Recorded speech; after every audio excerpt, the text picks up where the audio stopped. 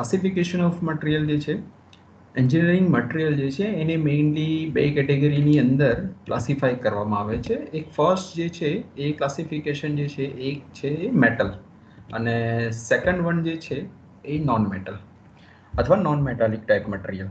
હવે આ મેટલ અને નોન મેટલ, તો મેટલ જે છે એ જનરલી એવું તરીકે ડિફાઇન કરેલું છે કે જ્યારે એને તમને અવેલેબલ થાય અને એને સડનલી તમે કટ કરો તો તમને એક પોલિશિંગ સરફેસ જે છે એવી જોવા નથી મળતી જનરલી. એટલે એટલા માટે એને આપણે કહીએ કે અથવા પોલિશિંગ ટાઈપની ઘણા મટીરિયલમાં જોવા પણ મળી જાય, લાઈક કોપર છે, એલ્યુમિનિયમ છે, નિકલ છે, એની અંદર તમને જોવા પણ મળે. પણ જે કાસ્ટ આયર્ન કે જે છે એમાં રફ સરફેસ જેવી જોવા મળે. ઇટ મીન્સ કે એને લસ્ટર સરફેસ અથવા પોલિશિંગ સરફેસ તરીકે ડિફાઇન કરવામાં આવે. તો મેટલ જે છે એ જનરલી આ રીતે આઈડેન્ટિફાઈ કરવામાં આવે. જ્યારે નોન મેટાલિક મટીરિયલ એટલે એવા મટીરિયલ કે જેની અંદર આયર્ન કન્ટેન્ટ જે છે નહીં રહેલો હોય, જ્યારે મેટલ જે છે એની અંદર આયર્ન કન્ટેન્ટ જનરલી રહેલો હશે. હવે એની બી ફર્ધર ક્લાસિફિકેશન જે છે, આયર્ન કન્ટેન્ટ જેમાં વધારે હોય છે અથવા મેજોરિટી કન્ટેન્ટ કવર કરે એ ફેરસ મેટલ તરીકે ડિફાઇન કરવામાં. અહીંયા જે આ વર્ડ ફેરસ જે છે એ લેટિન વર્ડ જે છે એ ફેરમ પરથી આવેલો છે, FERRUM. ઓકે, તો ફેરમ વર્ડ જે છે લેટિન વર્ડ છે, એનો મિનિંગ થાય છે આયર્ન કન્ટેન્ટની અંદર રહેલો. તો જેટલા પણ આયર્ન કન્ટેન્ટ વાળા હશે મેટલ કે મટીરિયલ, એને આપણે ફેરસ મેટલ તરીકે ડિફાઇન કરીશું. જ્યારે જેમાં આયર્ન કન્ટેન્ટ ફેરમ મટીરિયલ નહીં હોય તેને નોન ફેરસ મેટલ તરીકે આપણે ડિફાઇન કરીએ છીએ. નોન મેટાલિકની ટાઈપની અંદર સિન્થેટિક મટીરિયલ છે. કયા કયા સિન્થેટિક ટાઈપના મટીરિયલ છે આપણે આગળની સ્લાઇડ્સની અંદર જોઈશું. અને બીજા છે કે નેચરલ મટીરિયલ. જનરલી આ ઉપરથી જે ferrous metal, non ferrous, synthetic, આ બધા જનરલી નેચરલ મટીરિયલ જ આમ તો કન્સિડર કરે, કારણ કે આપણે ઓર્સને માઇનિંગ કરીને જ આપણે ડિફરન્ટ ટાઈપના જે છે મેટલ્સ જે છે એ મેળવીએ છીએ. અહીંયા નેચરલ મટીરિયલ્સની અંદર ઘણા જે આપણા વેજીટેબલ્સ જે છે કે ફ્રૂટ્સ છે, એનામાંથી પણ આપણે મટીરિયલ બનાવીએ છીએ. ફોર એક્ઝામ્પલ તમને કહું તો આપણે ત્યાં ગુજરાતની અંદર કેળાની ખેતી ઘણી થઈ રહી છે. તો કેળાના જે આપણે ભરૂચ ડિસ્ટ્રિક્ટ જોઈએ તો મેજોરિટી નર્મદા અને ભરૂચ ડિસ્ટ્રિક્ટ છે એ કેળાનું ઉત્પાદન કરે છે. હવે એ જે કેળાના જે પાન જે છે એમાંથી ઇન્સ્યુલેટિંગ મટીરિયલ બનાવવામાં આવે કે, અને એના સિવાય જે મકાઈ છે, તો આપણે ટ્રાઇબલ એરિયા કન્સિડર કરીએ દાહોદ તરફ, તો એ તરફ મકાઈનું જે છે પ્રોડક્શન વધારે છે. ત્યાં જે મકાઈના જે પાંદડા આવે અને મકાઈની જે આપણે છોલી કાઢીએ એના જે લીફ જે પણ હોય એને લઈને પણ જે છે ઇન્સ્યુલેટિંગ મટીરિયલ બનાવવામાં આવે છે. આ ઇન્સ્યુલેટિંગ મટીરિયલ એ ટાઈપનો હોય કે એ જનરલી તમારે હીટ જે જનરેટ થતી હોય તો હીટ રિડક્શન કરવા માટે તમે યુઝ કરી શકો. એ ટાઈપના હમણાં જે છે નેચરલ મટીરિયલ ડેવલપ કરવામાં આવેલા છે. ફોર એક્ઝામ્પલ, આપણા ઘરમાં ધારો કે ઇસ્ત્રી હશે તો કદાચ તમે ઇસ્ત્રી કોઈ વખત જો રિપેર કરતા કોઈને જોયું હોય અથવા નીચેથી ઓપન કરેલી જોઈ હોય તો એકદમ નાની પાતળી થિકનેસ વાળી એક કોઇલ ફોર્મેશન દેખાય છે. અને તમે કદાચ ઇસ્ત્રીમાં જોયું હશે કે ડિફરન્ટ મટીરિયલ પ્રમાણે એનું કમ્પોઝિશન, મીન્સ કે એક ડાયર ઇન્ડિકેટર આપેલું કે કોટનનું કપડા પર તમારે ઇસ્ત્રી કરવી હોય તો કયા સેટ પર રાખશો, વૂલ છે આપણે સ્વેટર કે જે છે એને આપણે ઇસ્ત્રી કરવી હોય તો કયા સેટ પર રેગ્યુલેટર રાખશો.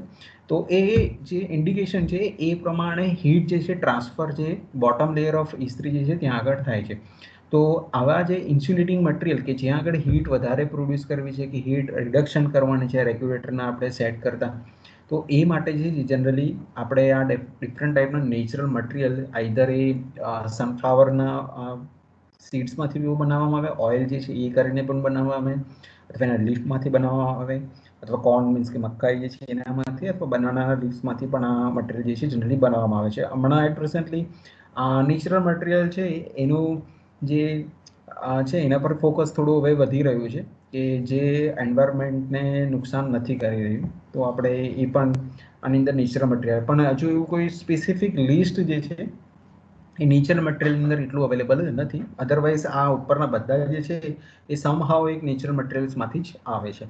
ઓકે, તો આપણે હવે ફર્સ્ટ જે એન્જિનિયરિંગ મટીરિયલમાંથી મેટલ, નોન મેટાલિક જે છે એમાં આપણે ફર્ધર આપણે સમજીશું.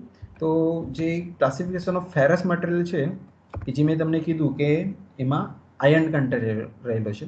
તો ફેરસ મટીરિયલ જે છે એને ક્લાસિફિકેશન જે ફર્ધર કરવામાં આવે, એક સ્ટીલ, સેકન્ડ છે કાસ્ટ આયર્ન, થર્ડ છે રોટ આયર્ન, અને સ્ટીલના ફર્ધર ક્લાસિફિકેશન કરે તો એ જે ફર્સ્ટ આવે છે low carbon steel, second medium carbon steel, third high carbon steel.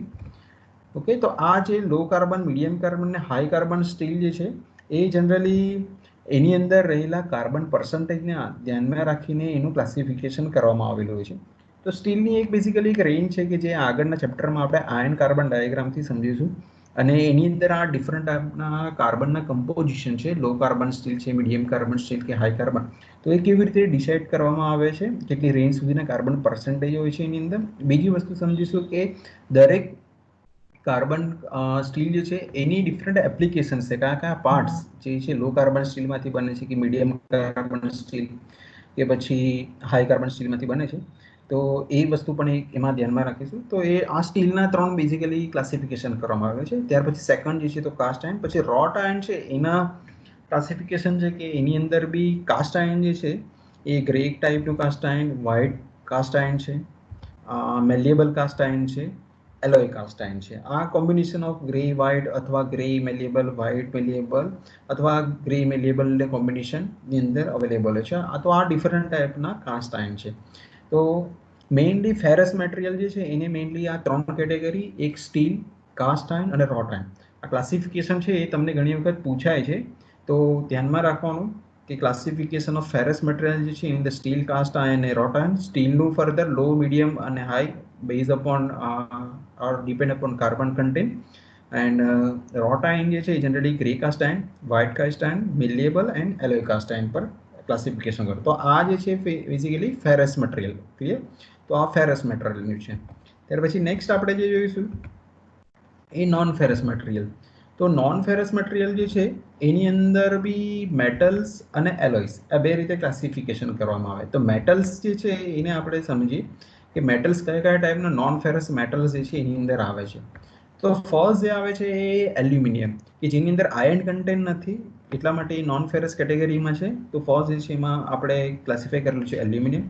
Second છે કેડમિયમ, થર્ડ છે ક્રોમિયમ, ફોર્થ જે છે cobalt, fifth copper, gold, silver, lead, tin, tungsten, vanadium. તો આ મેજોરિટી આટલા જે છે એ બધા નોન ફેરસ મેટલ છે. આમાંથી ઘણા જે છે આપણે જોયેલા પણ છે. ફોર એક્ઝામ્પલ એલ્યુમિનિયમ જે છે ઘરે વેસલ્સ આપણા વાસણો જે છે એ અવેલેબલ છે. કોપર જે છે એ પણ અવેલેબલ હોય છે, ગોલ્ડ છે, સિલ્વર છે, ઇવન લીડ અને ટીન જે છે સોલ્ડરિંગની અંદર આપણે યુઝ કરીએ છીએ તો ત્યાં આગળ અવેલેબલ હોય છે. તો મેજોરિટી આ તો ઘણા બધા નોન ફેરસ મેટલ જે છે એ આપણે થોડા અવેર છે કે ક્યાં ક્યાં અથવા ક્યાં એનો યુઝ થઈ રહ્યો છે, એ આપણને થોડું અવેરનેસ છે નોન ફેરસ મેટલની અંદર. ઓકે, અને લાસ્ટલી જે છે એ જે છે આપણું ઝિંક. ઓકે, તો આ ડિફરન્ટ ટાઈપના નોન ફેરસ મેટલ્સ છે આની અંદર. બીજું જે છે કે નોન ફેરસ મેટલની અંદર છે મેટલ અને અલોય છે. તો અલોય કયા કયા ટાઈપના છે? તો બ્રાસ છે, bronze, aluminium bronze, combination of aluminium and bronze. એની અંદર phosphorus bronze, copper nickel alloy જે છે એ યુઝ કરવામાં આવે. ગન મેટલ છે, બીજું છે એલ્યુમિનિયમ એલોય છે, મેગ્નેશિયમ એલોય, ટીન, લીડ અને એલોયસ. આ જે બધા કોમ્બિનેશન છે એનું પણ ફર્ધર ક્લાસિફિકેશન આવે છે કે બ્રાસ જે છે, બ્રાસની બેરિંગ બનાવવામાં આવેલી હોય. તો બ્રાસ જે છે બેઝિકલી કોપર અને ઝિંક આ બેનું કોમ્બિનેશન છે એનાથી બ્રાસ બનાવવામાં આવે.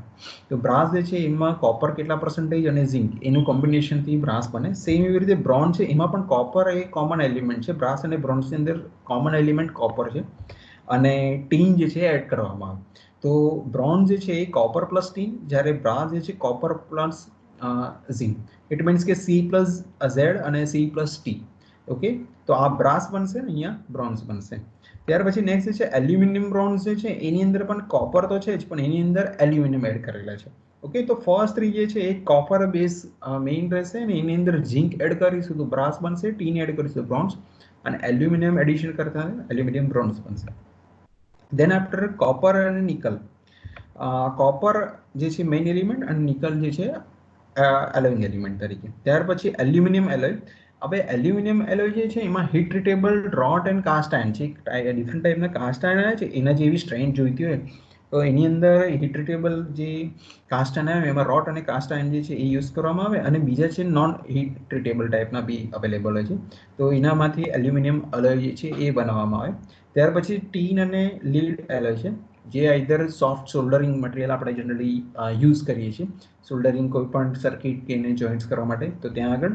અને બીજું છે બેરિંગ મેટલ્સ, સ્ટીન ને લીડમાંથી પણ ડિફરન્ટ ટાઈપની બેરિંગ્સ જે છે એ બનાવવામાં આવે છે for light work. For example આપણે ડેન્ટિસ્ટની પાસે જઈએ તો ડેન્ટિસ્ટ જ્યારે દાંતની અંદર એક ટૂથબ્રશ જેવું એક ટૂલ્સ યુઝ કરે ને એની જે મોટર સ્ટાર્ટ કરે તો એ બહુ લાઇટ વેઇટની હોય, બીજી એની સાઇઝ પણ નાની રાખવાની હોય, અને એની લાઈફ જે છે કમ્પેરેટિવલી લાર્જર હોવી જોઈએ, કારણ કે એ લોકોનો ઇન્સ્ટ્રુમેન્ટ જનરલી કોસ્ટલી હોય. તો કોસ્ટની અંદર એક વન ઓફ ધી કોસ્ટ જે છે એ બેરિંગ મેટલ્સની બી છે, કે જે જનરલી ટીન અને લીડમાંથી બનાવેલો લાઇટર ઇન વેઇટ પણ હોઈ શકે અને ઇઝીલી હેન્ડલ પણ કરી શકાય. તો એ રીતેની બેરિંગ જે છે એ બનાવવા આવે. તો આ નોન ફેરસ મેટલ્સની અંદર આ ડિફરન્ટ ટાઈપના અલોઈઝ જે છે આવેલા છે.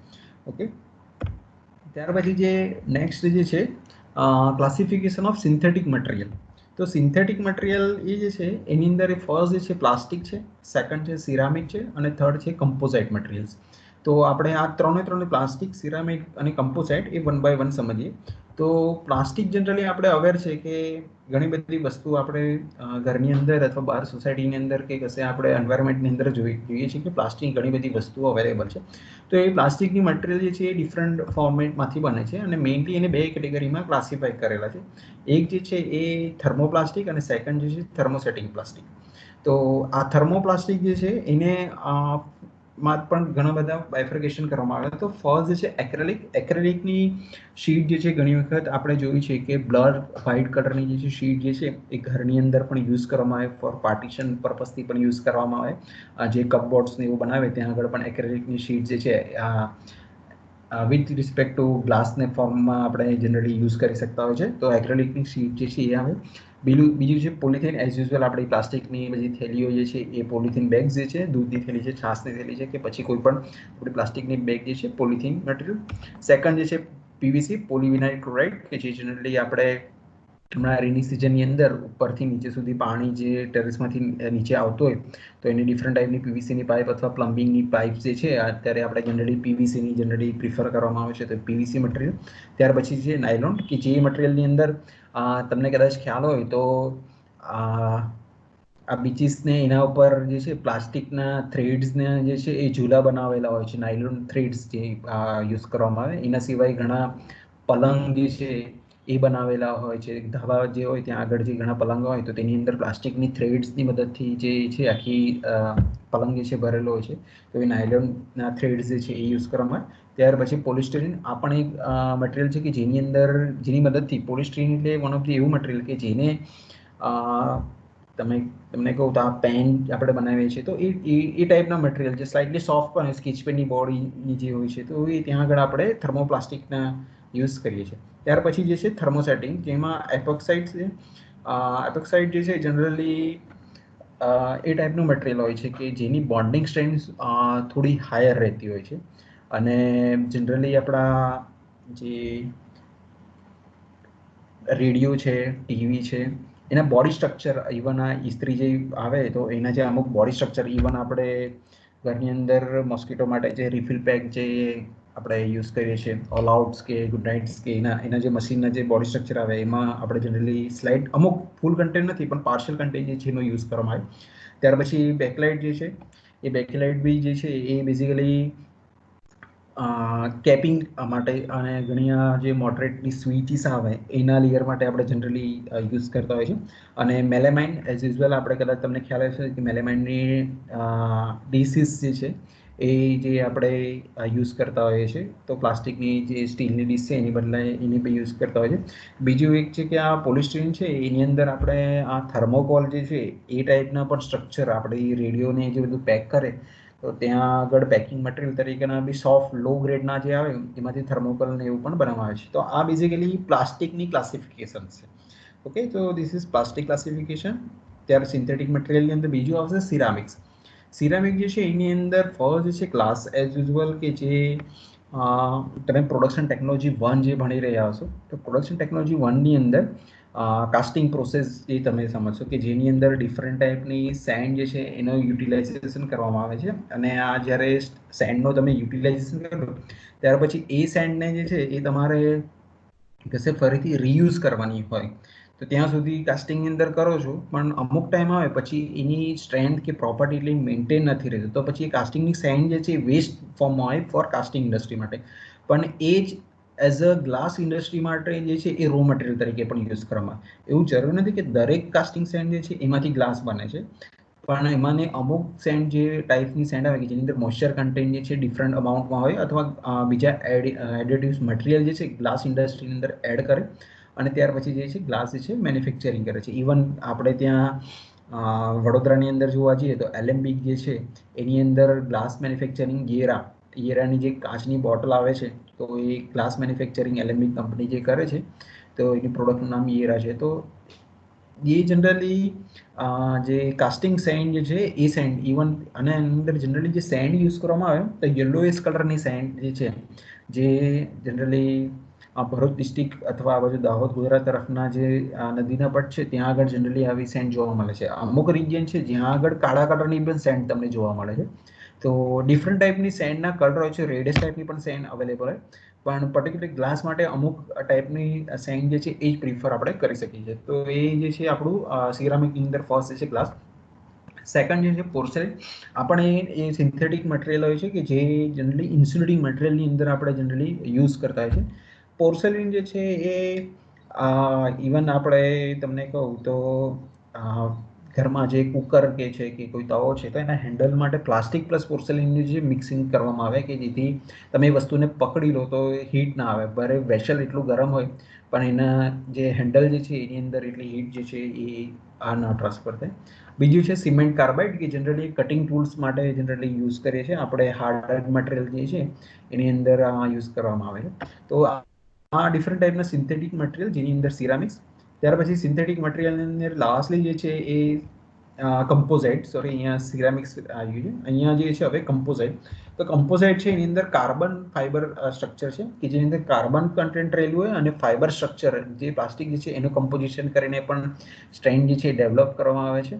તો કમ્પોઝિટ સ્ટ્રક્ચરની અંદર કાર્બન ફાઈબરની જોઈએ તો આપણા ઘણા શેડ્સ જે છે બનાવવામાં આવે એ કાર્બન ફાઈબરથી બનાવવામાં આવેલા હોય છે એઝ કમ્પેર ટુ જે ટોટલી પતરા જે આવે જે સિમેન્ટ સ્ટ્રક્ચર છે એના બદલે હવે સ્લાઇટલી ટ્રાન્સપરન્ટ રહે એ માટે આપણે કાર્બન ફાઈબર જે છે યુઝ કરવામાં આવે છે. સેકન્ડ છે કોન્ક્રીટ મિક્સચર્સ કે કોન્ક્રીટની અંદર પણ હવે જે છે ઘણું કોમ્બિનેશન કમ્પોઝિટ સ્ટ્રક્ચર જે બનાવે છે કે જે પ્લાસ્ટિક જે એન્વાયરમેન્ટ માટે જે બહુ ડિફિકલ્ટ હતું તો એને માટે હવે શું કરવાનું છે પ્લાસ્ટિકને ક્રશ કરીને જે છે રોડની અંદર તમે જે છે ડામરની જોડે મિક્સ કરીને પણ એ યુઝ કરવામાં આવે છે. અથવા જે પ્લાસ્ટિક જે છે એની અંદર કન્સ્ટ્રક્શન સેક્ટરની અંદર વોલ માઉન્ટિંગ માટે પણ જનરલી પ્રિફર કરવામાં આવે છે અને મોલ્ડ તરીકે યુઝ કરવામાં આવે છે. તો નાઉ ડેઝ કમ્પોઝિટ સ્ટ્રક્ચરની અંદર કોન્ક્રીટ જે છે એ પણ હવે યુઝ કરે છે. અને લાસ્ટ છે ગ્લાસ રેઇનફોર્સ પ્લાસ્ટિક જેને જીઆરપી તરીકે ડિફાઇન કરવામાં આવે છે. ગ્લાસ રેઇનફોર્સ પ્લાસ્ટિક જે છે એ generally transparent material as well as એ જે મટીરિયલ જે છે એ બેઝિકલી પ્લાસ્ટિક જે છે એની તમે કદાચ આ ફાઇલની અંદર તમે તમારા ડોક્યુમેન્ટ્સ મૂકવા માટે જે ફોલ્ડરની અંદર જે હોય છે તો હેલો આ કોણ છે? સર એક ડાઉટ હતો સર. હા બોલો સર મને કાર્બન ફાઈબર નું સર એકવાર પછી સમજાય આપજો સર. હા એટલે સર મને કાર્બન ફાઈબર માં સમજ નથી પડી સર. ઓકે ફાઈબર એટલે તો ખ્યાલ છે? Yes sir. ફાઈબર એટલે શું સર?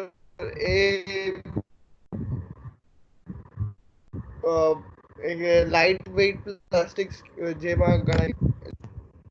હા ફાઈબર એટલે જનરલી ફોર એક્ઝામ્પલ તમને કહું તો રેસા ટાઈપના સ્ટ્રક્ચર. ફોર એક્ઝામ્પલ આપણે મકાઈ જે છે તો મકાઈને જ્યારે તમે છોડો તો એની ઉપરથી જે રેસા જેવા નીકળે જે હેર ફોર્મેશનની અંદર નીકળે છે, તો એ જે છે એ યસ ટાઈપનું સ્ટ્રક્ચર હોય એ ફાઈબર કહેવામાં આવે. અને કાર્બન ફાઈબર મીન્સ કે કાર્બનની જનરલી સ્ટ્રેન્થ વધારે છે. એની જે મટીરિયલ કે મેટલ્સની અંદર કાર્બનનું કન્ટેન્ટ વધારે હોય તો હા એની જનરલી જે છે ને સ્ટ્રેન્થ સારી હોય છે. એટલે આમ એક રીતે જોવા જઈએ તો ડાયમંડ છે એની અંદર કાર્બન કન્ટેન્ટ જે હોય છે મીન્સ તો એની સ્ટ્રેન્થ કમ્પેરેટિવલી હાયર હોય છે, અથવા હાર્ડેસ્ટ ટૂલ તરીકે આપણે જનરલી યુઝ કરીએ. તો કાર્બન ફાઈબર જે છે કે જેની અંદર આપણે સિન્થેટિક મટીરિયલ જે યુઝ કર્યા છે તો એની અંદર એવું બની શકે કે આપણી પાસે મટીરિયલની સ્ટ્રેન્થ વધારવી છે તો આપણે ફાઈબર સ્ટ્રક્ચર મીન્સ કે ફ્લેક્સિબલ પણ હોવું જોઈએ અને એની સ્ટ્રેન્થ પર રહેવી જોઈએ. ફોર એક્ઝામ્પલ હમણાંના જે પતરા જે આવે છે તો એ કાર્બન ફાઈબરના બનેલા કે જેની ઉપર તમે ચડ્યો ને તો પણ જલ્દી બ્રેક નહીં થઈ જાય. તો એ ટાઈપના સ્ટ્રક્ચર માટે જનરલી હવે કાર્બન ફાઈબર યુઝ કરવામાં આવે છે.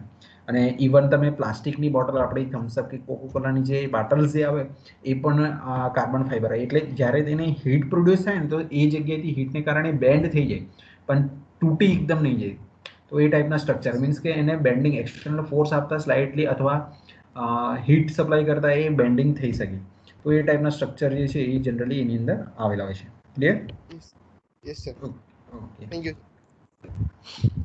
તો નેક્સ્ટ જે છે સિરામિક્સ કમ્પોઝાઇટ અને ગ્લાસ રેઇનફોર્સ આપણે સમજી લીધું. હવે જે આપણે જે સમજીશું તો એ જે છે કે ડિફરન્ટ ટાઈપની મટીરિયલની પ્રોપર્ટીઝ, કઈ કઈ ટાઈપની મટીરિયલની પ્રોપર્ટી જે છે એ સમજીએ તો એની અંદર બેઝિકલી મટીરિયલ ટેકનોલોજીની અંદર ફર્સ્ટ જે આવે છે મિકેનિકલ ટાઈપની છે, સેકન્ડ છે કેમિકલ, થર્ડ જે છે એ થર્મલ ટાઈપની અને ફોર્થ જે છે ઇલેક્ટ્રિકલ ટાઈપની. મેઇનલી આ 4 ટાઈપની આપણે મટીરિયલની property as a mechanical engineer તરીકે આપણે કન્સિડર કરીએ છીએ. અને મિકેનિકલ ટાઈપની અંદર આપણે આ પ્રોપર્ટી કન્સિડર કરવાનું રીઝન એ છે કે આ બધી પ્રોપર્ટી જે છે મિકેનિકલ ટાઈપમાં પર્ટિક્યુલરલી, તો મિકેનિકલ ટાઈપની અંદર બેઝિકલી જે એપ્લાઇડ ફોર્સ એક્સટર્નલ ફોર્સ જે આપણે એપ્લાય કરીએ છીએ આ ફોર્સને ધ્યાનમાં રાખવામાં આવે છે અને એની ઇફેક્ટ જે મટીરિયલ પર થાય એટલી જ પ્રોપર્ટી મિકેનિકલની અંદર કન્સિડર કરવામાં.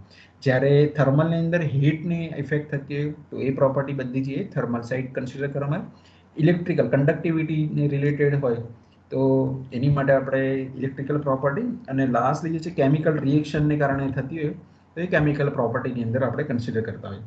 તો મેઇનલી અહીંયા આગળ જે મેટલની જે પ્રોપર્ટી જે છે આ બધી પ્રોપર્ટી બેઝિકલી આપણે જે કન્સિડર કરીએ છીએ એ ડિપેન્ડ અપોન એક્સટર્નલ કન્ડિશન જે છે એને ધ્યાનમાં રાખીને કરીએ છીએ.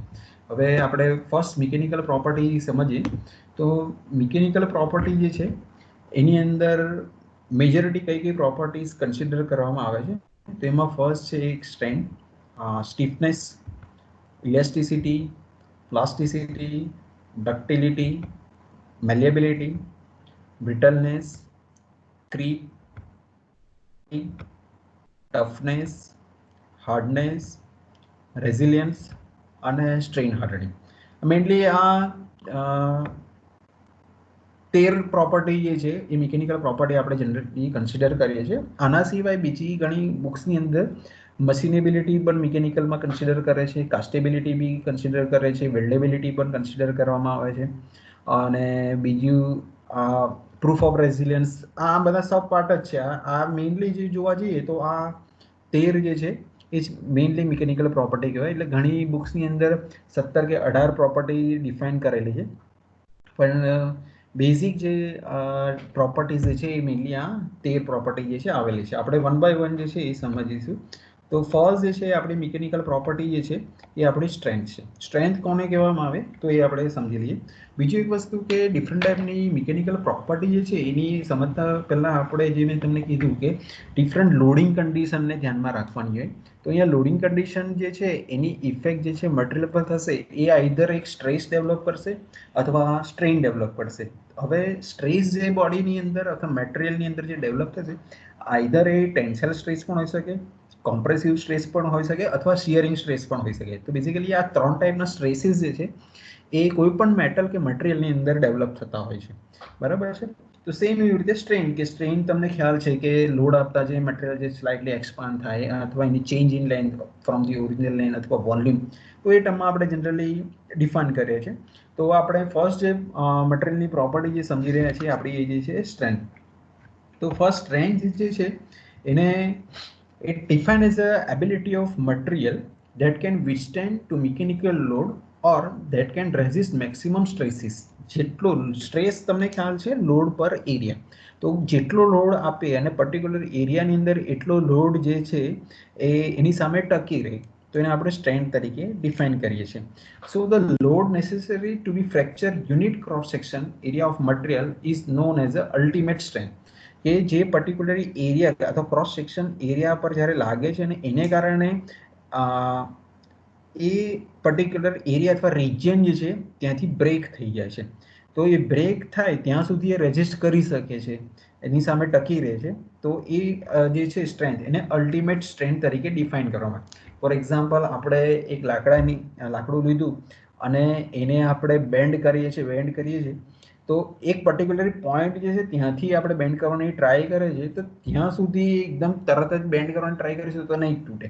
પણ જેવું એને એક્સટર્નલ ફોર્સ આપતા જઈએ છીએ ને એક ફોર્સ આવે ત્યાં સુધીમાં પછી એ પર્ટિક્યુલર પોઈન્ટ પાસેથી જ એ બ્રેક થઈ જાય, તો એને આપણે એ કહેવામાં આવે કે એ અલ્ટિમેટ સ્ટ્રેન્થ છે કે આટલું એ રેઝિસ્ટ કરી શકે છે. હવે આ જે ફોર્સ જે આપે છે ઇટ મીન્સ કે અહીંયા આપણે કોમ્પ્રેસિવ ટાઈપનો ફોર્સિસ જે છે એ આપે છે. પણ જો આ ફોર્સ ટેન્શન ટાઈપનો હોય કે આપણે લાકડીને જે છે બે તરફથી ખેંચીએ છીએ અને પછી એ તોડવાની ટ્રાય કરે છે, તો જ્યારે એ તૂટે તો એને આપણે ટેનાસિટી તરીકે, એટલે એ સ્ટ્રેન્થ જ કહેવામાં આવે. પણ જ્યારે ટેન્સાઇલ ફોર્સ અપ્લાય થાય તો એને ટેનાસિટી તરીકે ડિફાઇન કરવામાં આવે. ઓકે, અને જ્યારે કોમ્પ્રેસિવ ટાઈપનો ફોર્સિસ અપ્લાય કરે તો જનરલી એને અલ્ટિમેટ સ્ટ્રેન્થ તરીકે ડિફાઇન કરવામાં આવે. So the strength of material varies according to the type of loading.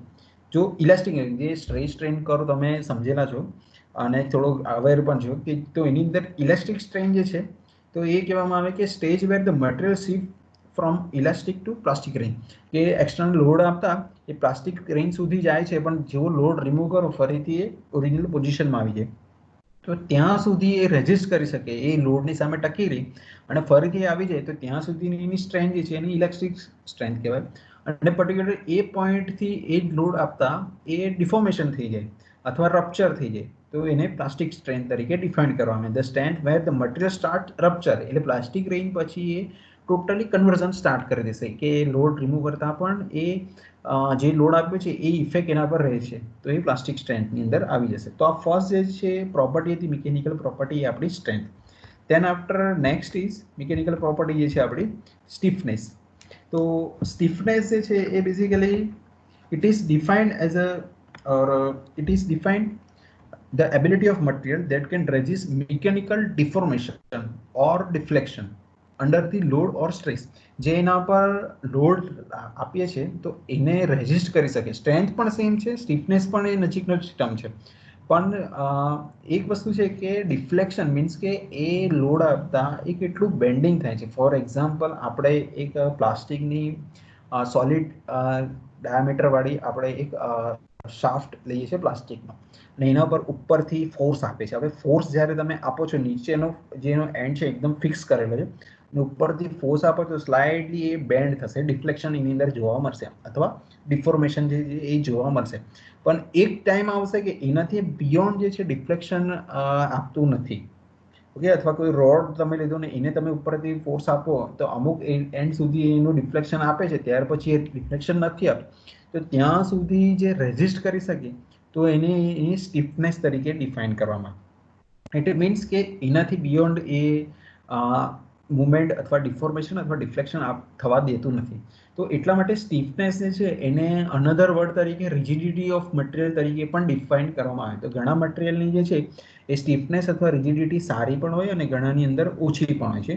બીજી વસ્તુ છે કે સ્ટીફનેસ જે છે is measure in terms of modulus of elasticity in elastic region, કે જેની અંદર ઇલાસ્ટિક રિજનની અંદર લોડ આપતા ફરીથી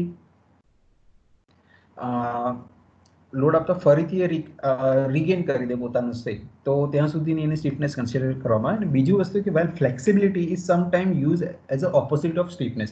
ફ્લેક્સિબિલિટી મીન્સ કે તમને ખ્યાલ છે કે કોઈ વસ્તુ જે છે એને ફ્લેક્સિબિલિટી જનરલી ઇલાસ્ટિસિટી જે છે એની નિયરેસ્ટ ટર્મ તરીકે ડિફાઇન કરવામાં આવે. તો ફ્લેક્સિબિલિટી મીન્સ કે તમે લોડ આપતા ફરીથી ઇનિશિયલ પોઝિશનની અંદર એ થાય છે અથવા એ શેપ જે છે મેન્ટેન કરી રાખે છે. તો એને આપણે ફ્લેક્સિબિલિટી તરીકે બી ડિફાઇન કરીએ અને જેવું એ લોડ રિમૂવ કરીએ તો ફરીથી પોઝિશનમાં આવી જાય. તો ફ્લેક્સિબિલિટી જે છે એ જનરલી ઇલાસ્ટિસિટીની લિનિયરિયસ ટર્મ છે, જ્યારે સ્ટીફનેસ જે છે એ જનરલી ફ્લેક્સિબિલિટીની ઓપોઝિટ ટાઈપનો ટર્મ છે. ઓકે, ત્યાર પછી નેક્સ્ટ જે છે મિકેનિકલ પ્રોપર્ટી જે છે એ ઇલાસ્ટિસિટી છે. It is defined as the ability of material that can regain its original shape after removal of external load. Okay, તો લોડ રિમૂવ કરીએ તો ફરીથી ઓરિજિનલ શેપની અંદર આવી જઈએ. અને ઇલાસ્ટિસિટી જે છે જનરલી આપણે જે મેઝર કરી એ યંગ મોડ્યુલસ ઈ જે છે કેપિટલ ઈ એના ટર્મની અંદર આપણે જનરલી મેઝર કરીએ છીએ. એટલે જેમ ઈની યંગ મોડ્યુલસ ઈની વેલ્યુ હાયર એમ મટીરિયલની ઇલાસ્ટિસિટી જનરલી હાયર હોય છે. તો જનરલી ઇલાસ્ટિસિટી જે છે એના ટર્મમાં આપણને કદાચ તમને ખ્યાલ પણ હશે કે જેની ઇલાસ્ટિક લિમિટ જે કન્સિડર કરવામાં આવે એ જેટલી હાયર એવા મટીરિયલ તરીકે જનરલી આપણે કમ્પેરિઝન કરવા જોઈએ તો સ્ટીલ અને રબર આ બંને મટીરિયલ એવા છે. તો આપણે જનરલી જોઈએ તો રબર જે છે એ એને ઇલાસ્ટિક મટીરિયલ તરીકે આપણે કન્સિડર કરીએ છીએ. અને કદાચ તમને સ્ટીલ પૂછવામાં આવે તો તમે એવું કહેશો કે steel I think elastic material નથી, અથવા ઘણી વખત ઓપિનિયન એ આવે છે. પણ બેઝિકલી એટલું સમજી લો કે સ્ટીલ કન્સિડર ટુ બી મોર ઇલાસ્ટિક. એનું રીઝન એ છે કે સ્ટીલ જે છે એની ઇલાસ્ટિક લિમિટ જે છે એની વેલ્યુ જે છે કમ્પેરેટિવલી હાયર છે. એના કારણે જે છે એ રબર કરતાં ઇલાસ્ટિક ની અંદર સ્ટીલને કન્સિડર કરવામાં આવે. ફોર એક્ઝામ્પલ તમને કહું તો આપણે ત્યાં કદાચ તમે જૂની બાઇક્સ જોઈ હોય, ફોર એક્ઝામ્પલ CD100 અથવા જૂની RX100 RX135 યામાહાની જે બાઇક્સ આવતી હતી, ઇવન સ્પ્લેન્ડર બાઇક જે છે હજુ પણ માર્કેટમાં આવે છે, તો એની અંદર જે પાછળના રિયર વ્હીલ છે ત્યાં આગળ જે છે 2 સસ્પેન્શન સ્પ્રિંગ મૂકેલી હોય છે. ઓકે, અને પ્રેઝન્ટલી હમણાં તમે જો જોવા જાઓ તો ઘણી એવી બાઇક છે એની અંદર મોનો સસ્પેન્શન મીન્સ કે સિંગલ જે છે સ્પ્રિંગ જે છે એ મૂકેલી હોય છે, બરાબર છે. આ લાઈક FZ છે, ઇવન યુનિકોર્ન બાઇક છે. તો આ બધી બાઇક જે છે એની અંદર મોનો સસ્પેન્શન જે છે યુઝ કરવામાં આવે છે. તો અહીંયા જે મટીરિયલ જે છે જે સ્પ્રિંગ યુઝ કરેલી છે એ જનરલી સ્ટીલ જ છે. હવે ઘણી વખત જ્યારે લોડ એક્સટર્નલ લોડ મીન્સ કે આપણે બાઇકની ઉપર કેપેસિટી 2 કે 3 જણની હોય ને એના કરતાં 4 જણા બેસીને આપણે ઉપર જવાની ટ્રાય કરી તો ઓટોમેટિકલી લોડિંગ કન્ડિશન વધી ગયો. આ લોડિંગ કન્ડિશન જ્યારે વધી જાય એને કારણે મટીરિયલ પર ઇફેક્ટ થશે. તો સ્ટીલ જે છે એ પણ જે છે એ કોમ્પ્રેસિંગ નેચર દર્શાવશે અને જેવું લોડિંગ જતું રહેશે ફરીથી ઇનિશિયલ પોઝિશનમાં પણ આવી જશે. તો આ સેમ વસ્તુ ઇલાસ્ટિસિટી જે છે એ જ સેમ વસ્તુ સ્ટીફનેસ કે જેની અંદર 4% બેઠા છે અને સ્પ્રિંગ જે છે સ્લાઇટલી ડિફ્લેક્ટ થાય છે અને અમુક રેન્જ સુધી ડિફ્લેક્ટ થાય છે. મીન્સ કે એક્સટર્નલ લોડ આપતા ઘણી વખત તમે જોશો જો બમ્પર આવે અથવા ખાડા ટેકરા હોય ને એમાંથી ધારો કે 4 જણ બેઠા હોય ને જો તમે બાઇક ચલાવો તો તમને ખ્યાલ આવે છે ઓવર સ્પીડ પણ કે હોય તો સ્લાઇટલી એક ફ્લક્ચ્યુએશન બીમ જે રીતે ફ્લક્ચ્યુએશન થાય એ રીતેની ઇફેક્ટ જે છે જોવા મળે. અને એને કારણે ઘણી વખત એવું પણ બને કે જે વ્હીલ જે છે એની ઉપર જે છે બોટમ સરફેસ ઓફ સીટ જે છે એ સ્ટ્રાઇક પણ થાય, એવું પણ બને. તો એ જે છે એ સ્ટીફનેસ અને ઇલાસ્ટિસિટી જે છે એના પર ડિપેન્ડ રહેલી છે કે જો ઇલાસ્ટિસિટી એની જો પ્રોપર હોય એટલે ઘણી વખત મેં તમને સ્ટાર્ટિંગમાં જે એક્ઝામ્પલ આપ્યો કે જે ઓલ્ડેસ્ટ બાઇક જે છે CD100 છે RX100 છે તો એની અંદર એના જે જમ્પર યા જે કહેવામાં આવતા હતા સ્પ્રિંગ એ એટલી હતી કે એની અંદર ખાલી 2% બી બેઠા હોય ને તમે જો ખાડા ટેકરામાંથી કાઢો ને તો એનો જર્ક જે છે ઇફેક્ટ વધારે રહેતી હતી. જ્યારે હમણાંની જે મોનો સસ્પેન્શન ટાઈપના જે બાઇક જે છે એની અંદર જર્કિંગ ઇફેક્ટ જે છે કમ્પેરેટિવલી ઓછી હોય છે અને જે કોમ્પ્રેસિવ નેચર જે છે અથવા ઇલાસ્ટિસિટી પ્રોપર્ટી જે કમ્પેરેટિવલી હાયર હોય છે એના કારણે સસ્પેન્શન કેપેસિટી જે છે એની સારી રહેતી હોય છે. તો આ ઇલાસ્ટિસિટી જે છે ટર્મ એ રીતે ડિફાઇન કરીએ છીએ આપણે. નેક્સ્ટ પ્રોપર્ટી જે છે plasticity. It is defined as the ability of material that can retain its shape after removal of load which was applied on it. જે લોડ આપેલો હોય ત્યાર પછી એ લોડ હટાવી દઈએ તો પણ એનો શેપ જે છે મેન્ટેન કરી રાખે. બીજું વસ્તુ કે plasticity is important phenomena for rolling operation, forging operation. Generally તમે પ્રોડક્શન ટેકનોલોજી 1ની અંદર જે છે આ ડિફરન્ટ ટાઈપની ફોર્મિંગ પ્રોસેસ જે ભણશો કે જેની અંદર થિકનેસ ઓફ શીટ જે છે એ હાયર છે ને એમાંથી તમારે થિકનેસ જે છે રિડ્યુસ કરવાની છે. In that condition you can use this rolling process કે જ્યાં મટીરિયલ જે છે રિમૂવ નથી થતો પણ એની ફોર્મેશન જે છે એ ચેન્જ કરી છે. સેકન્ડ છે ફોર્જિંગ કે જેની અંદર હેમર છે એની મદદથી તમે થીન શીટની અંદર ફોર્મેશન કરો છો. ત્યાં આગળ પણ પ્લાસ્ટિસિટી જે છે એ એક ઇમ્પોર્ટન્ટ ક્રાઇટેરિયા છે. તો અહીંયા કોઈ પણ પ્રોડક્ટ અથવા કોઈ પણ મટીરિયલ જે છે એની અંદર પ્લાસ્ટિસિટી પ્રોપર્ટી હોવી થોડી જરૂરી છે એવું કહી શકાય, એટલા માટે કે આપણે એક શેપ જે ઇનિશિયલ શેપ છે એમાંથી કન્વર્ટ કરીને એક આપણે અનધર શેપ આઈધર એ સેમી ફિનિશ પ્રોડક્ટમાં પણ હોઈ શકે અથવા ફૂલ્લી ફિનિશ ફાઇનલ પ્રોડક્ટ પણ હોઈ શકે. તો એ કન્વર્ટ કરવા માટે આપણે પ્લાસ્ટિસિટી પ્રોપર્ટી જે છે એ હોવી ખૂબ જરૂરી છે. Then after next is ductility. તો ડક્ટિલિટી જે છે એ સ્ટ્રેન્થ જે છે એ રીતેની મોસ્ટ ઇમ્પોર્ટન્ટ ક્રાઇટેરિયા છે. ડક્ટિલિટી જે છે એને ડિફાઇન એવી રીતે કરવામાં આવે કે it can be defined as ability of material which can undergo plastic deformation before failure. Okay, તો ડક્ટિલિટી જનરલી એક વર્ડ છે કે જેની અંદર પ્લાસ્ટિક ડિફોર્મેશન જે થાય એની પહેલાં એ ફેલ્યોર જે છે એ મીન્સ કે શેપ જે છે રિટેન કરી લે છે ઘણી વખત. બીજું એક છે કે ductility can be express as a percentage of elongation in length or percentage of reduction in cross section area. તમે કોમ્પ્રેસિવ ફોર્સ આપો તો એને કારણે એ શેપ જે છે એક્સપાન્ડ થાય, અને જો તમે ખેંચો તો એને કારણે એ શેપ જે છે થીન થતો જાય. તો જનરલી જે ડક્ટિલિટી જે છે એને આપણે જનરલી ક્લાસિફાય એવી રીતે કરીએ છીએ કે મોર દેન 15% જે છે ઇન્ક્રીઝ થાય ડક્ટાઇલ મેટર, અથવા 5-15% સુધીનું જો વેરિએશન આવે તો એને ઇન્ટરમીડિયેટ ટાઈપના પણ ડક્ટાઇલ મટીરિયલની ક્લાસિફિકેશન કહેવામાં આવે. એટલે એમ એક રીતે જોવા જઈએ કે કોઈ પણ મેટલ જે છે એની અંદર 5% કરતાં એનો જે ક્રોસ સેક્શન એરિયા છે, ફોર એક્ઝામ્પલ આપણી પાસે 10નો ડાયામીટર છે, તો 10નો ડાયામીટર જે છે એનું આપણે 5% જે છે એ આપણે ચેન્જીસ કરીએ છીએ. ઇટ મીન્સ કે આઈધર એના પર કોમ્પ્રેસિવ ફોર્સ લગાવે છે અથવા એના પર જે છે ટેન્સાઇલ ફોર્સ લગાવે છે. ઇટ મીન્સ કે 10નો ડાયામીટર જે છે એ ડાયામીટર કોમ્પ્રેસિવ ફોર્સ આપતા 10.5 થાય છે અથવા એ 9.5 થાય છે કોમ્પ્રેશન ફોર્સ આપતા.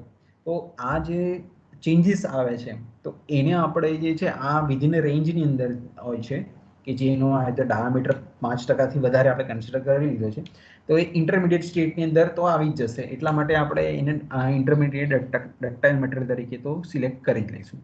બીજું એક છે કે જે ડક્ટાઇલ ટાઈપના મટીરિયલ જે છે માર્કેટમાં અવેલેબલ છે એમાંના કોમનલી મેટલ જે છે જેની ડક્ટિલિટી ડિક્રીઝિંગ ઓર્ડરની અંદર મેં અહીંયા આપેલી છે, જેમાં છે ગોલ્ડ એઝ યુઝ્યુઅલ આપણને ખ્યાલ છે, બીજું પ્લેટિનમ કે જે પણ આપણે ગોલ્ડ મીન્સ કે જ્વેલરીના ફોર્મની અંદર જનરલી યુઝ કરીએ છીએ, બીજું છે સિલ્વર, ત્યાર પછી iron, copper, aluminium, nickel, zinc, tin અને લીડ. તો આ ડિફરન્ટ ટાઈપના ડક્ટાઇલ મટીરિયલ છે કે જેની પ્રોપર્ટી જે છે એ ડક્ટાઇલ છે અને એને આપણે એક્સટર્નલ ફોર્સ આપણે ડિફરન્ટ શેપ જે છે આપણે બનાવી શકીએ છીએ. બીજી એક વસ્તુ છે કે એનો એક્ઝામ્પલ જોવા જઈએ તો જે મેટલની શીટ્સ હોય કે થિકનેસવાળા રોડ હોય એમાંથી થીન સાઈડના રોડ બનાવવા હોય અથવા વાયર્સ બનાવવા હોય તો ત્યાં એ માટે જરૂરી છે કે આપણે ડક્ટિલિટી પ્રોપર્ટી જે છે એ મટીરિયલની અંદર હોય તો આપણે આ જે ફોર્મેશન જે છે એ કરી શકીએ. તો આ જે છે એ ડક્ટિલિટી છે.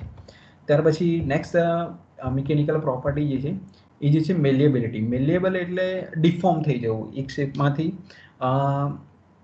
બીજા શેપની અંદર કન્વર્ટ થવું. પણ અહીંયા મેલિએબિલિટીની અંદર જે મેજર ક્રાઇટેરિયા જે છે કે જનરલી એ કોમ્પ્રેસિવ લોડિંગ કન્ડિશન હોય ત્યારે એ ફોર્મેશન ટેક પ્લેસ કરે છે. તો it is defined as the ability of material that can undergo plastic deformation, means કે શેપ જે છે એનો ચેન્જ તો કરે જ છે પણ without failure under the compression loading condition. Okay, તો આ ઘણી બધી મેટરની પ્રોપર્ટી જે છે કે જેની અંદર ટેન્સાઇલ અને કોમ્પ્રેસિવ બંને નેચર કામ કરે, પણ મેલિએબિલિટી છે એની અંદર જનરલી કોમ્પ્રેસિવ લોડિંગ કન્ડિશન જ યુઝ કરવામાં આવે. જે મેલિએબિલિટી જે છે એ metal to be in thin sheet by hammering. It means કે તમને કદાચ કહું તો ગોલ્ડ જે છે ગોલ્ડની જે છે ઘણી વખત ગણપતિની મૂર્તિ બનાવેલી હોય, કોઈ એક લેન્ડમાર્ક વડોદરાનું જે છે નેમ પ્લેટ કરેલું હોય તો એ ગોલ્ડથી પ્લેટિંગ કરેલા હોય. તો આ બધી જે વસ્તુ જે છે એને ફોર્મેશન કરવા માટે ગોલ્ડને હેમરિંગથી સ્ટ્રાઇક કરવામાં આવે અને ત્યાર પછી એની થિન શીટ બનાવી દેવામાં આવે અને નીચે આખું એક ફર્મો હોય કે જેની અંદર કોઈ ફેસ બનાવવાનો છે અથવા કોઈ નેમ બનાવવાનું છે, ગોલ્ડનું નામ આખું લખવું છે, તો એ રીતે એના જે સ્ટ્રક્ચર હોય એના પર આપણે ઠોકતા જઈએ એટલે ગોળનું જે છે રેપિંગ જે છે એના પર સ્ટાર્ટ થઈ જાય. ઓકે, તો એ મેલેબિલિટી મીન્સ કે હેમરિંગ ઇફેક્ટને કારણે આપણે ફોર્મેશન જે છે આપી શકીએ. તો અહીંયા હેમરિંગ ઇફેક્ટ મીન્સ કે મટીરિયલ પર આપણે કોમ્પ્રેસિવ લોડિંગ કન્ડિશન આપી રહ્યા છે, તો એના કારણે ફોર્મેશન થઈ રહ્યું છે.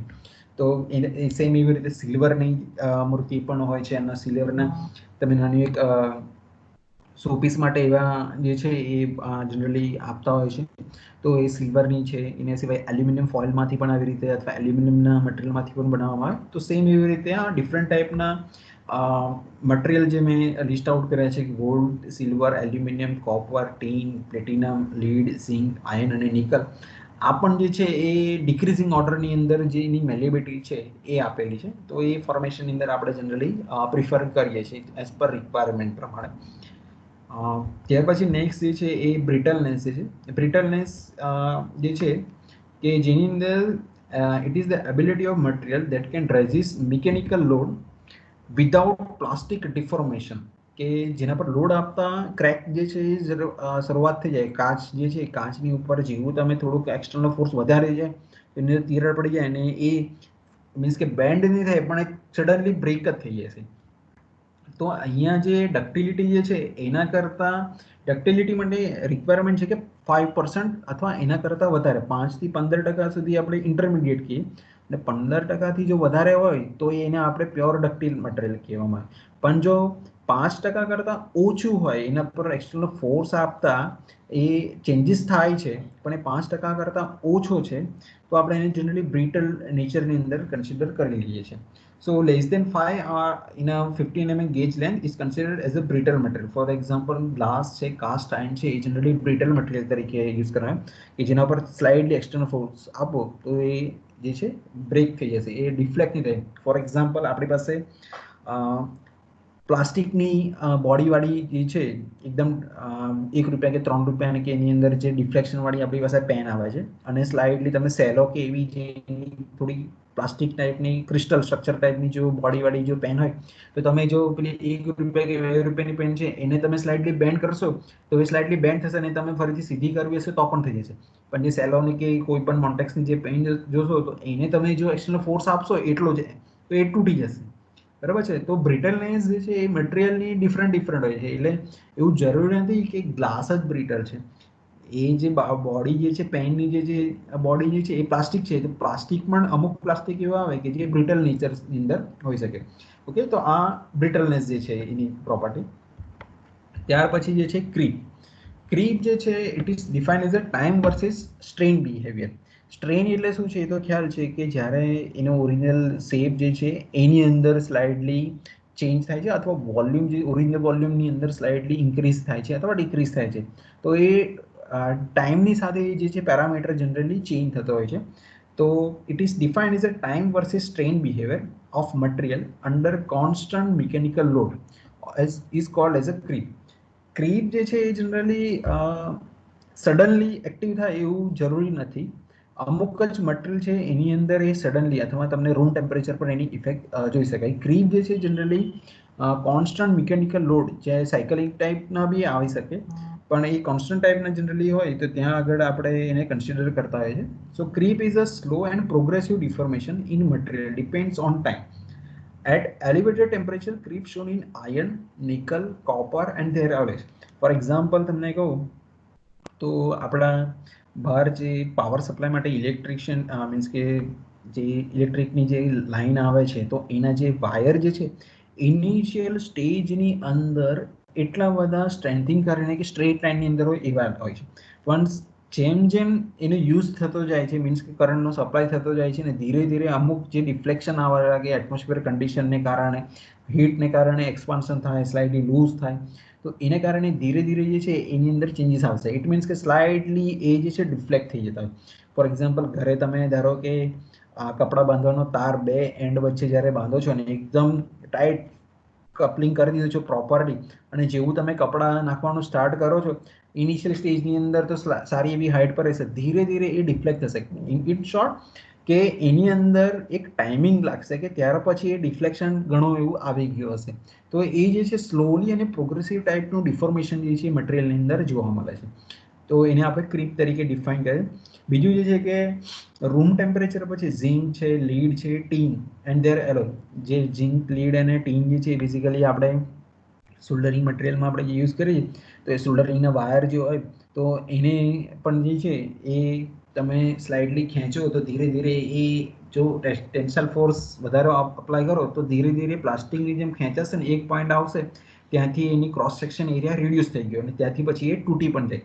ઓકે, તો આ જે છે ક્રીપનો જે છે જે જનરલી રૂમ ટેમ્પરેચર પર જોવા મળે. જ્યારે આ એલિવેટેડ એટલે સમ ટેમ્પરેચર રાઇઝ થાય ત્યાર પછી જ આ ઇફેક્ટ જે છે આ મટીરિયલની અંદર જોવા મળે છે. બીજા જે એક્ઝામ્પલ આપેલો છે કે આઈસી એન્જિન છે, બોઇલર છે કે ટર્બાઇન છે.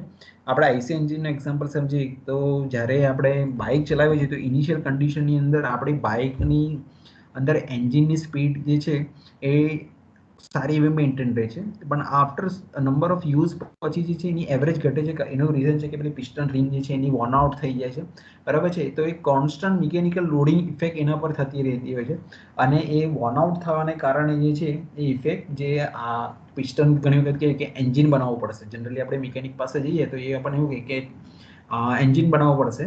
એટલે એન્જિન બનાવવા મીન્સ કે અંદર જે પિસ્ટન છે એ પિસ્ટનને જે છે ફરીથી રીસાઇઝ કરવામાં આવે. હવે પિસ્ટનને રીસાઇઝ કરવો તો એની માટે બે મેથડ છે. એક ફર્સ્ટ મેથડ એ છે કે પિસ્ટન જે છે એ પિસ્ટનની ઉપર વેલ્ડિંગ કરવામાં આવે અને ત્યાર પછી એને જે છે જે મીન્સ કે આપણો જે સિલિન્ડર છે એની અંદર ઇન્સર્ટ કરવામાં આવે મશીનિંગ કરીને કે એટલી એકચ્યુઅલ સાઇઝ લાવી દેવામાં આવે. અને સેકન્ડ મેથડ એવી છે કે હલો સર સર રીફેસિંગ લગાવાય સર એમાં પિસ્ટન રીપેસ્ટિંગ એટલું સક્સેસફુલ નથી રહેતું. રીપેસ્ટિંગ જે છે એટલું સક્સેસ રીફેસિંગ સર રીફેસિંગ એટલે પિસ્ટન હેડ નો સરફેસ થોડો કટ કરી દે તાકી સિલિન્ડર કેસમાં માટેનું લેવલ સીધું રહી જાય. એકચ્યુઅલી તમે જે રીફેસિંગ જે કહો છો, રીફેસિંગ એટલે શું? ફેસિંગ કરવું એટલે તો એની અપર સરફેસ જે છે એ રિમૂવ કરે. ફેસિંગ ઓપરેશન તમે હમણાં પ્રોડક્શન ટેકનોલોજી 2માં સમજશો. જે બેઝિકલી શું કરશે કે જો તમારી પાસે એન્જિન છે એનો ડાયામીટર, સિલિન્ડરનો ડાયામીટર તો ફિક્સ હશે અને એ પિસ્ટન નંબર ઓફ ટાઈમ તમારે જે યુઝ કર્યો એને કારણે જે ઘસારો થયો એને કારણે અંદરનું સિલિન્ડરનો જે ડાયામીટર છે એ પણ સ્લાઇડલી ઘસાયેલો હશે. હવે એ જે ઘસારો જે લાગ્યો છે એને જો રિડ્યુસ કરવો હોય તો કમ્પલસરી આપણે જે છે એની અરાઉન્ડ જે છે એ લોકો વેલ્ડિંગ કરે અને વેલ્ડિંગ કર્યા પછી ટર્નિંગ કરીને ફેસિંગ કરે. એટલે એ લોકો જનરલી વર્ડ જે બોલે એ રીફેસિંગ વર્ડ બોલે, પણ એકચ્યુઅલી રીફેસિંગ એટલે કે જેની અંદર વેલ્ડિંગ કરવામાં આવે પિસ્ટનની અરાઉન્ડ, ત્યાર પછી ટર્નિંગ સરફેસ કરીને એનું ફેસિંગ મીન્સ કે ફેસ મેચ ટુ મેચ સિલિન્ડરની ઇનર ડાયામીટર સુધી લાવી દેવામાં. તો એને રીફેસિંગ આ લોકો વર્ડ યુઝ કરે છે. બરાબર. તો જે છે એમાં આઈસી એન્જિનની અંદર આપણે ક્રીપ કે નંબર ઓફ યુઝ પછી જે છે આ ઇફેક્ટ જનરલી જોવા મળે, તો એને આપણે ક્રીપ તરીકે ડિફાઇન કરીએ છીએ. ત્યાર પછી નેક્સ્ટ ટર્મ જે છે આપણી મિકેનિકલ પ્રોપર્ટીની અંદર ફટીગ. ફટીગ એટલે જનરલી આપણે વર્ડ એને ડિફાઇન કરીએ છીએ કે થાક લાગે છે કે ફટીગ કે અમુક ટાયર્ડનેસ આવે છે. તો ફટીગ જે છે એ it is defined as the ability of material to withstand repeated or cyclic load without deformation. Means કે અહીંયા કન્ટિન્યુઅસ હેમરિંગ ઇફેક્ટ થાય. ધારો કે તમે નેલ મીન્સ કે ખીલી લીધીને એના ઉપર કન્ટિન્યુઅસ હેમરિંગ સ્ટ્રાઇક કરતા રહો છો, સ્ટ્રાઇક કરો, એને કારણે એ વોલની અંદર સ્ટ્રાઇક થઈ જાય તો કોન્ક્રીટ સ્ટ્રક્ચર છે એની અંદર એ ઘૂસી જાય છે. તો એના પર રિપીટેટિવ સાયકલને કારણે એ ઇફેક્ટ થતી હોય છે. ફોર એક્ઝામ્પલ અહીંયા શાફ્ટ અને એક્સેલ, જે આપણી કારની નીચે જે એક્સેલ આવે છે અથવા શાફ્ટ જે આપણે એન્જિનમાંથી આવે છે એ ઘણી વખત એક્સેલ બ્રેક થઈ ગયો છે. ઘણી વખત આપણે હાઈવે પર જોઈએ તો ઘણી ટ્રક જે છે એને એક્સેલ જે છે બ્રેક થઈ ગયેલા એ લોકો મિકેનિક્સને બોલાવે છે. ઘણી વખત કારમાં પણ એવું થાય છે કે એક્સેલ જે છે એ ડેમેજ થયેલું. તો એનું રીઝન એ છે કે નંબર ઓફ યુઝ પછી અથવા હાયર સ્પીડ પર રોટેશન થવાને કારણે એની સાથે એના પર જર્ક લાગવાને કારણે એ બેન્ડિંગ થવાનું. અને બેન્ડિંગને કારણે પછી અમુક એક ભાગ આવે કે એ સડનલી એ જે છે એ ડિફોર્મ થઈ જાય ને એ એટલી ઇફેક્ટિવનેસ આવે. મીન્સ કે એની ઘણી વખત તમને કહું તો આપણા 4 વ્હીકલ હોય તો એનું વ્હીલ અલાઇનમેન્ટ કરવા માટે કહેવામાં આવે કે ઘણી વખત તમે ટાયર ચેન્જ કરાવો તો ત્યાં કહે છે કે વ્હીલ અલાઇનમેન્ટ કરવાનું છે. તો આપણે કહીએ હા, તો વ્હીલ અલાઇનમેન્ટ બેઝિકલી શું કરવાનું કે જે એની એક્સિસ છે એ પ્રોપરલી મેન્ટેન કરવાનું. કારણ કે આપણી જે 4 વ્હીલ લઈને જ્યારે નીકળ્યા તો એક તરફ એનું વ્હીલ કદાચ ખાડામાં હોય ને બીજું જે છે એક ફ્લેટ સરફેસ પર પણ હોઈ શકે. એટલે અનઇવન સરફેસ પરથી આપણે જ્યારે મૂવમેન્ટ થાય તો એને કારણે એની એક્સેલ જે છે એના પર ઇફેક્ટ થતી હોય, અથવા એનો શાફ્ટ જે છે એના પર ઇફેક્ટ થાય. જો વ્હીકલની મીન્સ કે કારની અંદર જો વેઇટ વધારે હોય તો પણ એની એક્સેલ પર એ ડેમેજ થાય. એટલે ઓવરલોડિંગ કન્ડિશન જે ટ્રક જાય છે કે તો એની અંદર જ્યારે ખાડા ટેકરા અનઇવન સરફેસ વાળી રસ્તો હોય તો ત્યારે આ ડેમેજ થાય છે. તો એ જે છે ફટીગ તરીકે ડિફાઇન કરવામાં. હવે આ ફટીગ જે છે એ એવું જરૂરી નથી કે મિકેનિકલ ટાઈપના લોડિંગને કારણે પણ થાય. એ થર્મલ લોડિંગ કારણે પણ થાય અને કેમિકલ લોડિંગ કારણે પણ થતું હોય છે.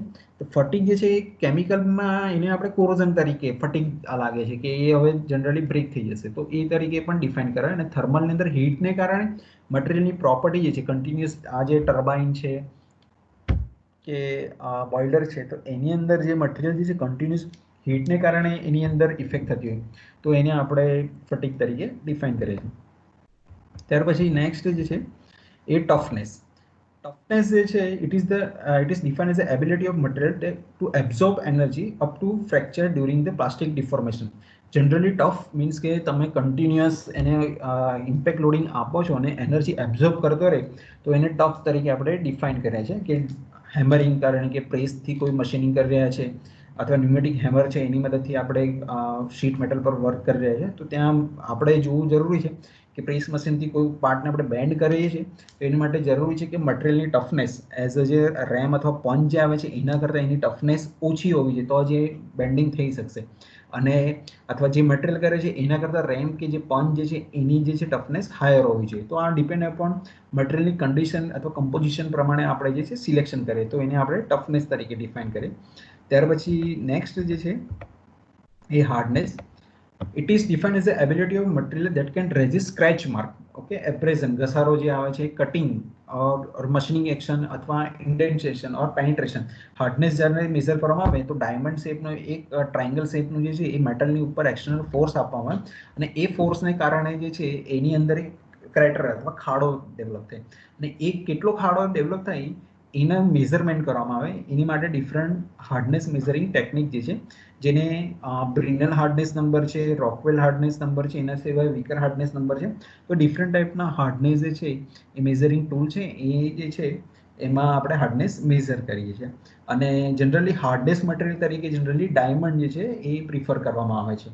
તો કોઈ પણ મટીરિયલ જે છે એની હાર્ડનેસ ટેસ્ટ કરવી હોય તો આ જે બ્રિનલ હાર્ડનેસ કે રોકવેલ હાર્ડ કે વિકર હાર્ડનેસ છે એનું જે ઇન્ડેન્ટેશન જે છે એ જનરલી ડાયમંડ મટીરિયલનું બનાવવામાં આવેલું છે. એટલે એ માટે કે જેથી કરીને એના કરતાં હાર્ડર મટીરિયલ કોઈ છે નહીં એવું એટ પ્રેઝન્ટલી કન્સિડરેશન છે. તો એને લીધે આપણે જે કોઈ પણ મટીરિયલની હાર્ડનેસ જે છે એ કેટલું પેનિટ્રેટ થાય છે ડાયમંડ ઇન્ડેન્ટેશન એના પરથી આપણને ખ્યાલ આવે છે. ત્યાર પછી જે છે રેઝિલિયન્સ.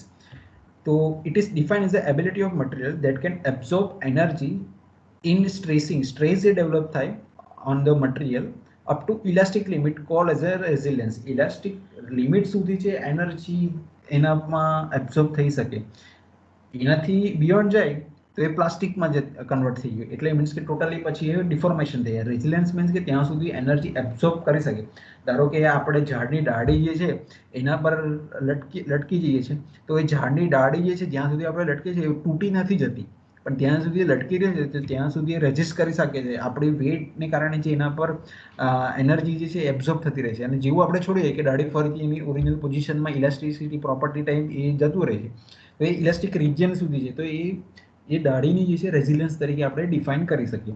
ઓલ્સો ધીસ એનર્જી પર unit volume is called modulus of resilience, કે પર્ટિક્યુલરલી એરિયા ઉપર જ્યાં ફોકસ થતું હોય તો એને મોડ્યુલસ ઓફ રેઝિલિયન્સ તરીકે ડિફાઇન કરવામાં આવે. અને લાસ્ટલી જે છે સ્ટ્રેન હાર્ડનિંગ. તો આ લાસ્ટલી સ્ટ્રેન હાર્ડનિંગ જે છે કે મેટલની ઉપર જ્યારે એક્સટર્નલ એફેક્ટ આપવામાં આવે તો પ્લાસ્ટિક ડિફોર્મેશન જે થાય તો એને સ્ટ્રેન હાર્ડનિંગ તરીકે ડિફાઇન કરવામાં અથવા સ્ટ્રેન્થનિંગ મીન્સ કે એની સ્ટ્રેન્થ વધારવાની કોશિશ કરીએ તો એને આપણે સ્ટ્રેન હાર્ડનિંગ તરીકે ડિફાઇન કરવામાં આવે. આ સ્ટ્રેન હાર્ડનિંગને અનધર વર્ડ જે છે વર્ક હાર્ડનિંગ તરીકે પણ ડિફાઇન કરેલું છે. બીજી વસ્તુ છે કે જે કોઈ પણ મટીરિયલ કે મેટલ જે છે એની સ્ટ્રેન હાર્ડનિંગ અથવા કે વર્ક હાર્ડનિંગ કરીએ તો એ reduce ductility and corrosion resistance means કે મટીરિયલ જે છે એ ડક્ટાઇલ થઈ જાય છે અને કોરોઝન મીન્સ કે એને કાટ કદાચ જનરલી જલ્દી લાગી શકે છે બટ એ હાર્ડનેસ અને ઇલેક્ટ્રિક રેઝિસ્ટન્સ કેપેસિટી પણ વધારે છે. તો આ જનરલી કોલ્ડ વર્કિંગ મદદથી આપણે વેસલ જે છે મોટી મોટી થિકનેસવાળી શીટ જે છે એને આપણે બેન્ડ કરીએ છીએ ને પછી વેલ્ડિંગ પણ કરતા હોય છે. તો આ જનરલી સ્ટ્રેન હાર્ડનિંગ જે છે જનરલી પ્રિફર કરવામાં આવે. એટલા માટે તમે જોશો કે ઘણા રિએક્ટર હાઈવે પર ઘણી વખત જતા હોય તો એ એક તરફ વેલ્ડિંગ હોય પણ આખી નાખી શીટ જે છે બેન્ડ કરવામાં આવે છે એવી જનરલી કોલ્ડ વર્કિંગ પ્રોસેસથી જે છે સ્ટ્રક્ચર ડેવલપ કરવામાં આવેલું હોય. તો આ ડિફરન્ટ ટાઈપની મિકેનિકલ પ્રોપર્ટી જે છે એ આપણે અહીંયા કવર કરીએ છીએ. તો